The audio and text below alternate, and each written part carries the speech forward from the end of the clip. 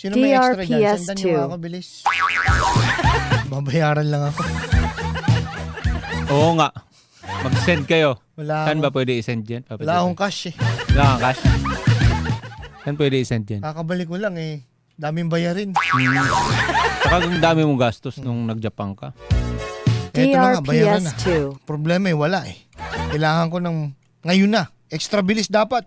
May mga bagay talagang dapat eh, extra bilis. Ano? Halimbawa, nag-fast food ka. Malamang dapat mabilis i-serve ang order mo. Fast food nga, di ba? Pag late ka na, dapat yung jeep mo eh, mapapakapit ka sa bilis.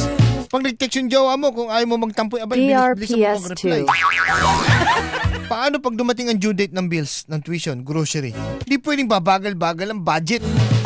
Kaya kung may extra bilis na extra budget ang usapan, magmaya easy credit ka na. May up to 30,000 pesos kang approved in seconds, no extra documents needed pa.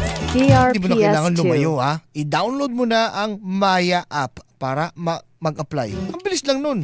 Hiwala rin ang Maya app dahil regulated to ng Bangko Sentral ng Pilipinas at lahat ng mag-a-apply ay subject to credit evaluation. So ano na?